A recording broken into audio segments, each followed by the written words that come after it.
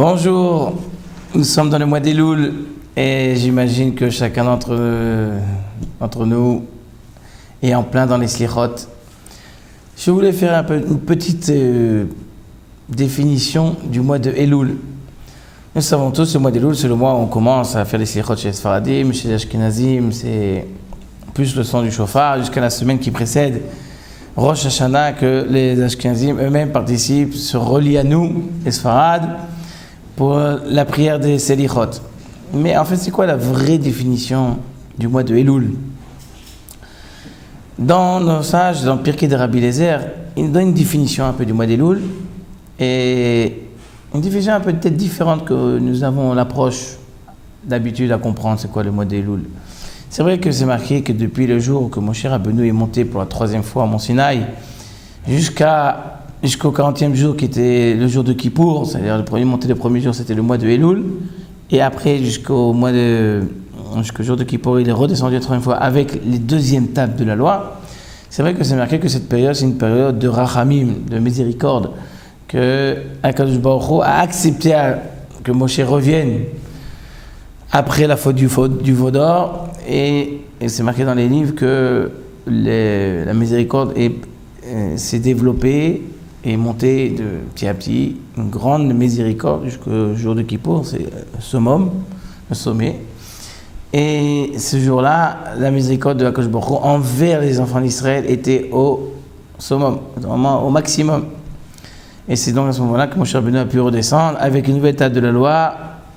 Et il savait que alors que le Akadosh Baruch Hu était prêt à revenir et à renouer tout avec les enfants d'Israël.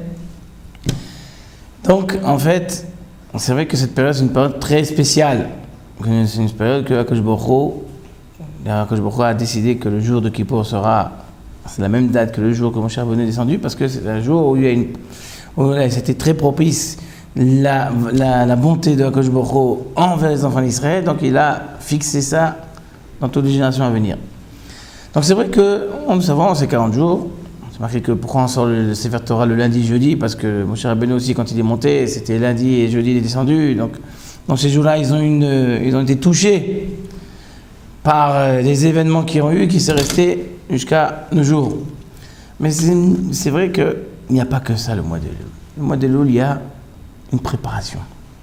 Une préparation pour Rosh Hashanah.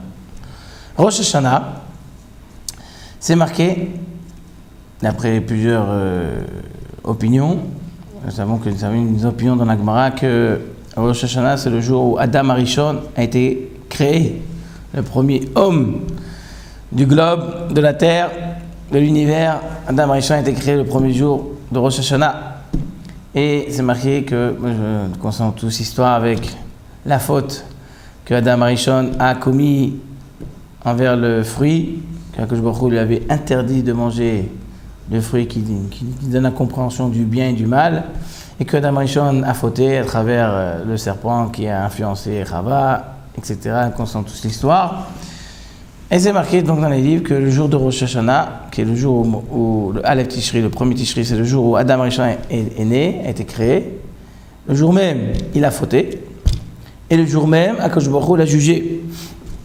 Et c'est marqué que le jour de Rosh Hashanah, Adam Rishon a fait tchouva envers Hachem pour la faute qu'il a fait. Et Akadosh Baruch Hu lui a dit, ce jour-là, ce sera un jour qui sera fixé à vie pour toute la génération, pour toute la descendance.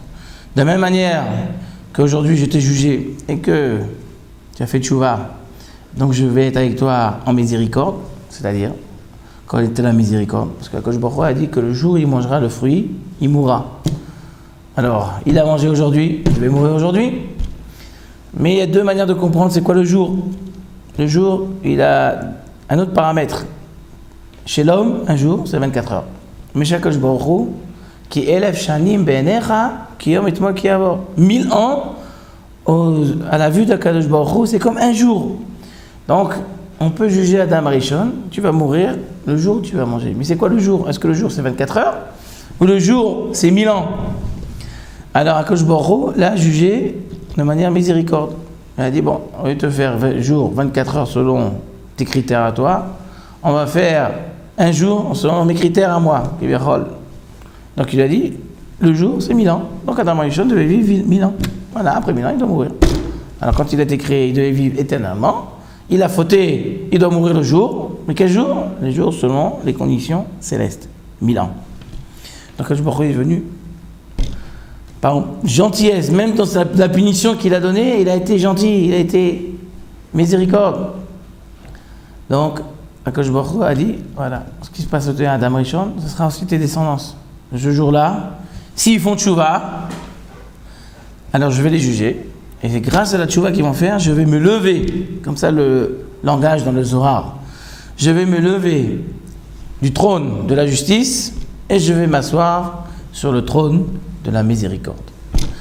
Et nous savons tous que si quelqu'un il veut se présenter devant Hachem et qui croit qu'il va s'en sortir, si Akadosh Baruch Hu va le juger selon le trône de la justice, eh ben, il n'a aucune chance.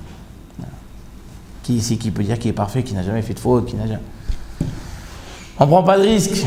On a besoin qu'Akadosh Baruch Hu, le jour de Rosh Hashanah, passe, se lève de ce siège-là de la justice qui va juger de manière sévère et qui va juste s'asseoir sur le siège de la miséricorde qui va juger de manière gentille et favorable et indulgente.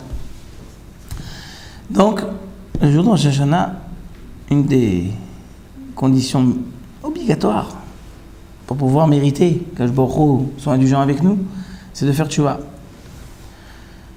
Mais lorsque nous avons quelqu'un est convoqué au tribunal, quand est-ce qu'il se prépare pour son jugement?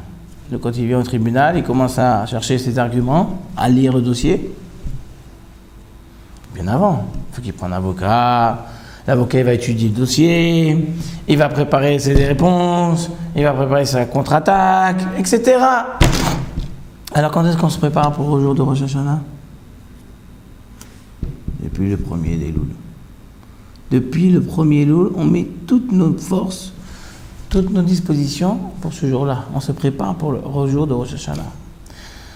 Alors c'est vrai qu'on se prépare, on fait les sikhot. C'est marqué que c'est bien de faire toutes les prières qu'on peut faire, demander l'indulgence d'Akadosh Baruch Hu et la gentillesse et la bonté d'Akadosh Baruch Hu, c'est bien, parce que la prière c'est une force spéciale.